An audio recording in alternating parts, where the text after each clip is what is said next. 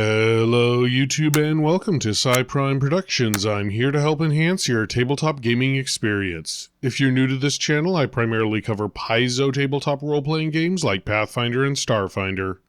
So, fellow YouTuber Team Player Gaming asked me to come up with a teamwork-based character to play in a Pathfinder 2e one-shot. We'll be streaming the one-shot here on YouTube, linked to the information in the description below. So, I have to create a teamwork-themed character for this one-shot. Let's get into it. Now, when I hear teamwork-based character, the first place my mind goes is the Wit Swashbuckler. First off, they get the Bon Mo feat, which lets them reduce the will save of enemies so that an allied spellcaster can have an easier time landing will save spells. However, the big thing is that they work well if they grab the level 1 feat One for All, which lets them do the aid action on anyone for anything using the diplomacy skill. Now, technically any swashbuckler can use One for All, but a wit swashbuckler is already going to be investing in diplomacy, so it makes the most sense to go with them. So starting off, I'll go with human. That nets us 2 ability boosts. Let's go with dexterity and charisma. For our heritage, I'm going to grab versatile heritage, which nets us a general feat, and I'll use that for toughness. There's not going to be a lot of room for constitution in this build, and we'll be on the front line, so every extra hit point helps. For our first level ancestry feat, I'll grab cooperative nature. This gives us a +4 bonus to all checks to aid our friends, which does work when we use One for All. I checked. Moving on to background, there's a bunch to choose from. I decided on Charmer, which nets us a bonus to intelligence or charisma. I'll go with charisma, and a free boost. I'll go with dexterity. It also makes us trained in deception, undead lore, and nets us the charming liar skill feat. Next up is class, and like I said, I'm choosing Swashbuckler. That gets our character a bonus to dexterity, 10 HP per level, and a host of proficiencies that I'll put up on screen now.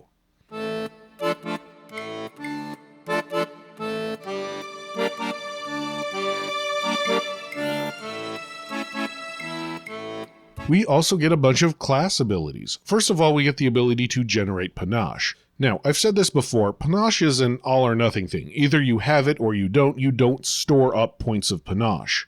I'll put the text of how it works on screen now so you can read up on it. Now, while we have panache, we get faster, and all of our strikes do 2 more precision damage, and we can spend it to make a big attack called a finisher to turn that 2 damage into 2d6 precision damage. The great thing is that even if we miss, as long as we don't critically miss, we can deal half that 2d6 precision damage. After that finisher, we lose our panache though, and we will have to generate it again. We also get a subclass called a style, and for our swashbuckler, like I said earlier, we are going to go with wit. This automatically gives us the Bon Mo feat. This feat allows us to use diplomacy to give a catty backhanded compliment to an enemy, devastating them so much that it lowers their will save, so that our allies will have an easier time landing spells. Now, Wit Swashbuckler also gives the Bon Mo feat the Bravado trait, meaning that if we successfully Bon Mo, we get panache, and if we fail but not critically fail, we also get panache, but only temporarily. As a level 1 swashbuckler, we also gain a class feat, and like I said, I'm going to grab One for All, which allows our swashbuckler here to use the diplomacy skill to aid any of our allies' actions within 30 feet. And those aids have the bravado trait, meaning it also generates us panache. So not only do we help our friends, but we also get panache regardless of how tough the boss is. Lastly, we get some skills. Swashbuckler makes us automatically trained in acrobatics, and our wit style makes us trained in diplomacy. We also are trained in 4 other skills. I'm going to go with athletics, performance, stealth, and thievery, but you could choose any others to fit your character.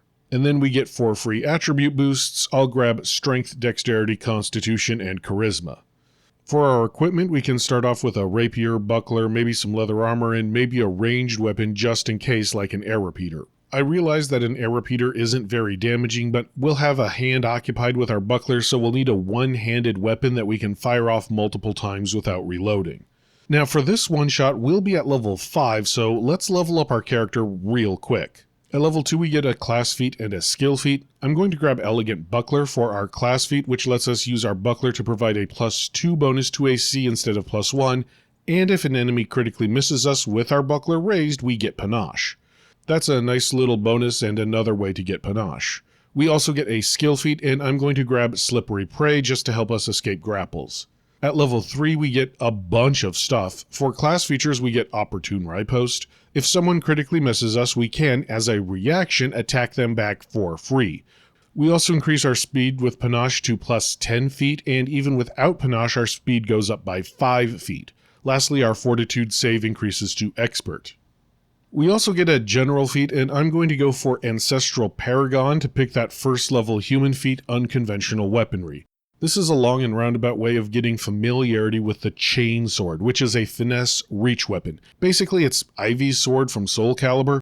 Talk with your GM to see if a Chainsword is a viable target for unconventional weaponry. It's questionable, our GM is allowing it. We also get a skill increase at level 3, I'll grab Acrobatics. Lastly, at level 3, the Swashbuckler gets an ability called Stylish Tricks.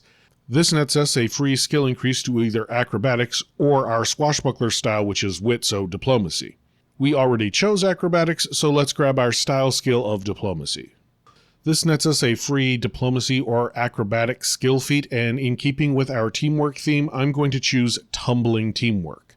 Level 4 is much easier, just a class feat and a skill feat. For class feat, I'm going to grab Guardian's Deflection. This lets us give someone within 10 feet of us, because of the reach of our sword, a +2 bonus to AC against one attack. Again, leaning into that idea of helping our friends. For the skill feat, I don't know, maybe Catfall? Pick your favorite. Finally, at level 5, we get a standard 4 ability boosts. I'm going to double down on Strength, Dexterity, Constitution, and Charisma. We'll also gain expert proficiency in simple and martial weapons, as well as a chainsword because of unconventional weaponry. We'll also get the critical specialization effect of all of those weapons. We also get an ancestry feat and a skill feat. For our ancestry feat, I'm going to take Sense Allies. It's not super helpful, but it's thematic, though you could choose something else if you wanted. For the skill increase, we already have everything we need, so let's go with Thievery, easier to pick locks and disarm traps. Now, something I didn't mention is that the one-shot I'll be playing in will use the free archetype rules. So I'll be grabbing the free archetype Marshal to give all my allies a bonus near me for even more teamwork goodness. This changes up my build slightly. I'll put the changes on screen now.